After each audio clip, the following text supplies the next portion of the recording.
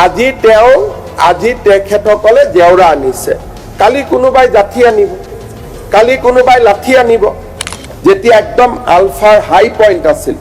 তেতিয়াও আমি বিধানসভাই এই ধৰণৰ নজিৰ ৰাখিছিলোঁ। কিন্তু আজি যদি বিধায়কে নিজেই জাঠি জোং বা প্ৰটেকশ্যনৰ কাৰণে, আপোনাৰ শব্দটোৱে আপুনি কথাবোৰ বঢ়াই ক'লে কেনে হৈ আছে, আপোনাৰ বিধায়কে মাৰিব আহে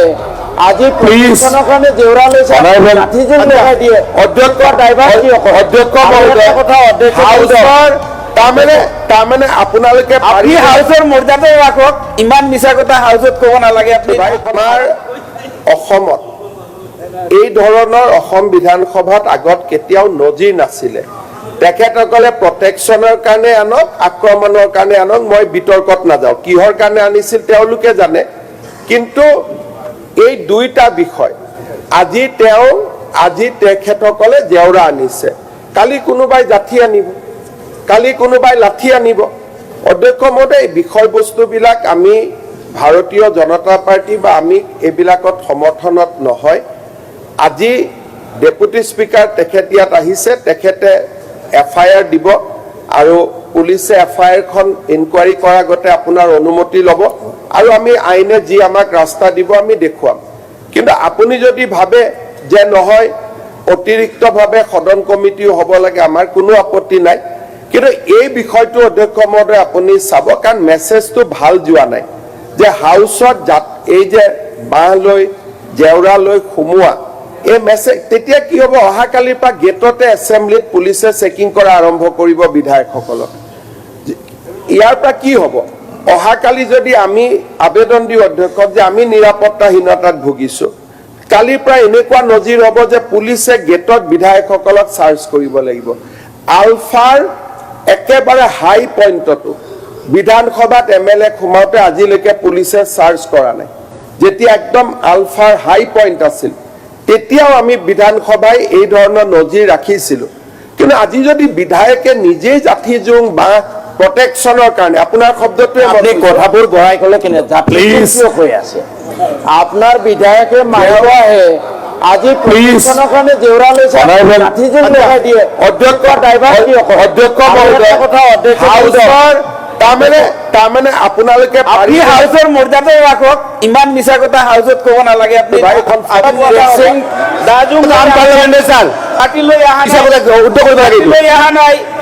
কোনো লাঠি লৈ অহা নাই, আপোনালোকে যে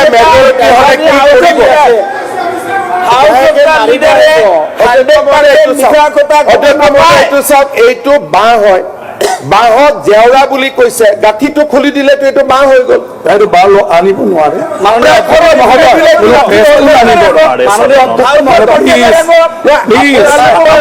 কাগজত লিখি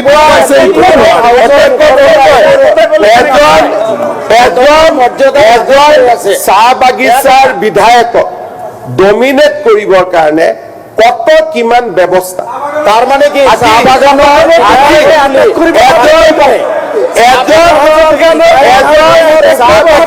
বিধায়ক কৰিব আহিলে লাগে, আমি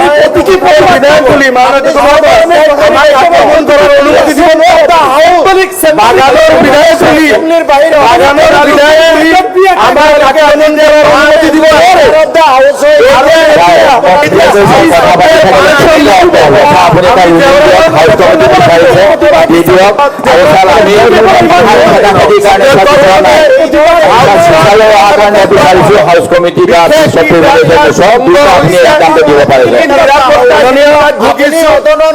যিসকলে বাঁহলৈ হাউচত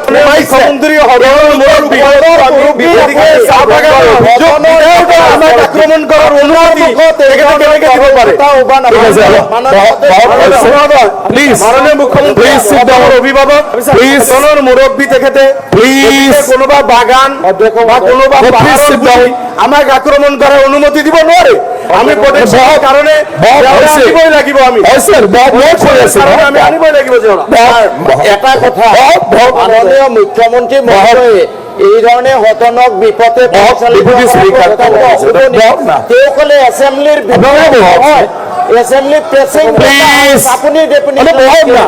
এছে প্ৰেছিং টু দ্য হাউচত পুলিচৰ Please. এতিয়া নাই এতিয়াতো ভাবুকি প্ৰদান কৰি আছে আমাক যে পুলিচে ধৰিব within the pressing to the house সদন তেনেকুৱা হ'লে কেনেকৈ হ'ব যোনে যি ইচ্ছাইটো কৰে বিধানসভা পৰিসৰ কাট খুৱাই এখন ডেফিনেশ্যন ছাৰ আপুনি কেইটামান সিদ্ধান্ত ল'ব লগা আছে ছাৰ অনাৰেবল ডেপুটি বিধানসভা পৰিসৰ কাট খুৱাই আৰু আমাৰ পিছত প্ৰিভিলেজ কেইটা পেণ্ডিং কেইটা পইণ্টৰ এটা কৈ দিছোঁ ছাৰ আৰু ছাৰ যিটো ছাৰ আমাক আক্ৰমণ কৰিবলৈ অহাটোৰ পৰা যিটো এটা দিছোঁ ছাৰ সেইকেইটা বিষয় সিদ্ধান্ত দিয়ক honourable deputy speaker please deputy স্পীকাৰক দিব লাগে অনাৰেবল স্পীকাৰ আজি কুৱেশ্যন আৱাৰ আৰম্ভ হোৱাৰ আগে আগে আমি সদনত সোমাবলৈ যেতিয়া আহিছিলোঁ ডেপুটি স্পীকাৰৰ দৰ্জাত ক'লা কাপোৰ পিন্ধি নুৰুল হুদা আৰু তেখেতৰ সতীৰ্থসকলে বাধা প্ৰদান কৰিছে আৰু সোমোৱাত ঠেলে হেঁচাত আমি হাতত দুখ পাইছোঁ আৰু কি উদ্দেশ্য লৈ পেলাই এইটো তাত প্ৰথমবাৰ আমি আগতেও দেখা নাই 9 বছৰৰ বিধায়ক 4 বছৰ হ'ল মোৰ উপাধ্যক্ষৰ দায়িত্ব লোৱা আৰু সকলো সদস্যকে আমি সমান হিচাপে ব্যৱহাৰ কৰোঁ সকলো সদস্যকে আমি সমান হিচাপে ভাবোঁ আৰু সকলোকে মৰম কৰা হয় স্পীকাৰৰ চকীত থকাৰ পৰা আৰু মনৰ আক্ৰোশ কিবা থাকি যদি সেই গেটত দৰ্জাত আৰু বিধানসভাত সোমোৱাৰ দৰ্জাত আৰু ডেপুটি স্পীকাৰৰ এইটো এটা খুব বেয়া প্ৰেচিডেঞ্চ হৈছে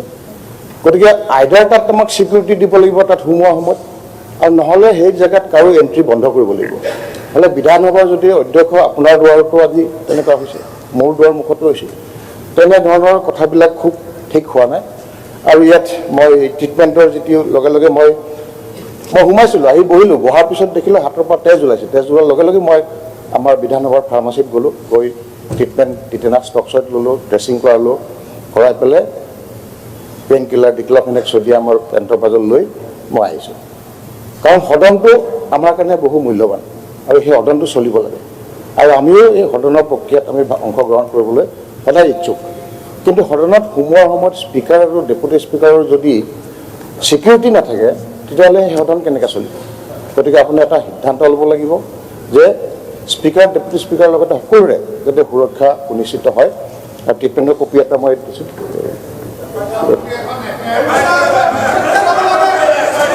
ডেপুটি স্পীকাৰে নিজে মুখৰ পৰা ক'লে ছাৰ আজি এতিয়া সদন কমিটিটো নহয় ছাৰ আপুনি কিবা এটা জাজমেণ্ট দিয়ক ডেপুটি স্পীকাৰে নিজৰ মুখৰ পৰা ক'লে অনাৰেবল ডেপুটি স্পীকাৰে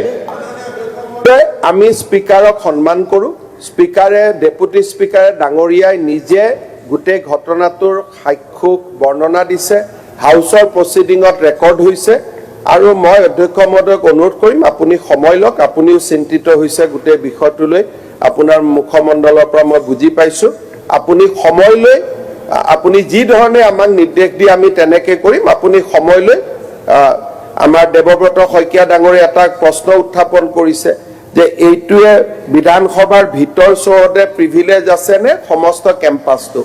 সেইটো বিষয়েও আপুনি চাওক মোৰ কোনো ক'বলগীয়া নাই আৰু আপুনি ভাবি চিন্তি এটা জাজমেণ্ট দিয়ক মই সদস্যসকলক অনুৰোধ কৰিম যে ডেপুটি স্পীকাৰ ডাঙৰীয়াই নিজে বক্তব্য দিয়াৰ পিছত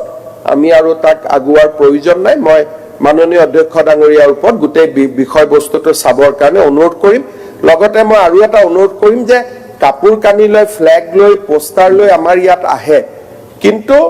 তেওঁলোকৰ ভাষাতে মই কৈছোঁ যে জেওৰা আদিলৈ সোমোৱাটো প্ৰথম হৈছে বিধানসভাত আৰু এই পৰম্পৰা আমি চলিবলৈ দিম নে নিদিম তাৰ ওপৰতো অধ্যক্ষ মহোদয় আপুনি এটা ৰুলিং দিয়ক নালাগে আৰু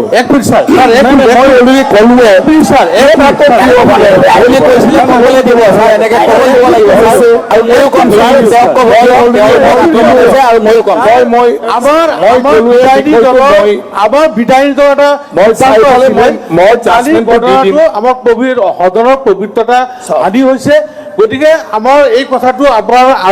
উপাধ্যক্ষ আৰু অধ্যক্ষজনক জনোৱাৰ কাৰণে বা গেটত আমি এনেকৈ ৰৈ আছিলোঁ যে সদনৰ পবিত্ৰ ৰক্ষা কৰক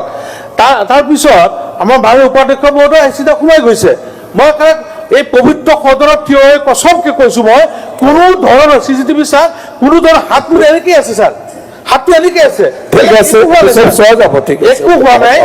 মই ক'লো নহয় মই বিষয়টো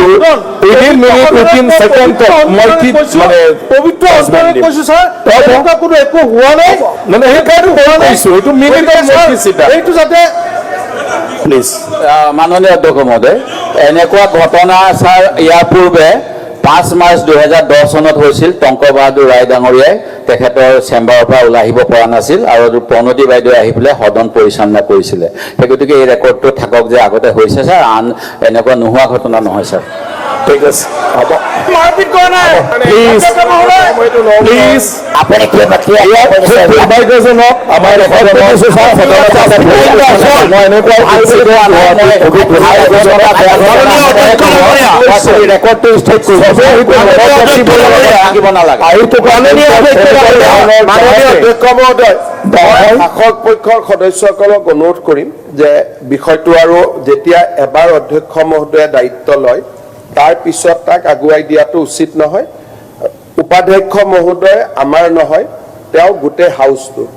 বিৰোধী পক্ষৰো তেওঁ উপাধ্যক্ষ আজি মোৰ হাতত ফটো আছে মই নুৰুল হুদা ডাঙৰীয়াক ডিসপিউট কৰি ক'ব পাৰোঁ কিন্তু মই ক'ব খোজা নাই যেহেতু আপুনিও হাউচত ষ্টেটমেণ্ট দিয়াৰ অধিকাৰ আছে মাননীয় উপাধ্যক্ষ মহোদয়ে ষ্টেটমেণ্ট দিছে আৰু যদি এনেকুৱা হাউচত আৰু নিগেটিভ এনেকুৱা উদাহৰণ আছে দেৱব্ৰত শইকীয়া ডাঙৰীয়াই জানে তেওঁৰ পৰা আমি কথাবোৰ বুজ ল'ম যে আগতো যদি এনেকুৱা হৈছে কিন্তু মই সাধাৰণতে ভাল ভাল কথাবিলাক মনত ৰাখোঁ বেয়া কথাবিলাক মই মনত নাৰাখোঁ যি নহওক আপুনি জাজমেণ্ট দিব আমি সকলোৱে জাজমেণ্টটো মানি ল'ম ঠিক আছে মানে সদায় কৈ থাকিব নালাগে আৰু তাতেতো বেয়া আপোনাৰতো বেয়া আৰু ক'লে তাতে লাগি যাব কিয় ইমান ক'বলৈ মন যায় তাকে এইটো ডাঙৰ ঘটনা আপুনি কেনেকৈ জাজমেণ্ট কৰিব কাৰ পক্ষ ল'ব আপুনি কাৰ পক্ষ ল'ব আপুনি কওক আপুনি কাৰ পক্ষ ল'ব খুজিছে এতিয়া কাৰো পক্ষ লৈ ক'ব নালাগে সদনত উত্থাপন হ'ল বিষয়টো মোৰ ওপৰত আহিল মই আপোনালোকক ক'লো আজি এই ঘটনা দুৰ্ভাগ্যজনক এইটো সদনত হ'ব নালাগে মই অনুৰোধ কৰিছো প্ৰত্যেকজন সদস্যই নিজে কেয়াৰফুল হওক চবে সদনৰ মৰ্যাদা হানি হ'ব নালাগে আৰু সদনৰ সন্মান মানে আমাৰ নিজৰ সন্মান নহ'লে বিধায়কক কোনেও আৰু মানে বাহিৰত মৰ্যাদা নিদিব যদি এনেকুৱা ধৰণৰ হয় গতিকে সেইবোৰ কথাত বহুত মানে কিমানলৈকে গুচি যায় সেইকাৰণে মই অলৰেডি এনাউন্স কৰিছোঁ উইদিন ছেকেণ্ড উইদিন মিনিটত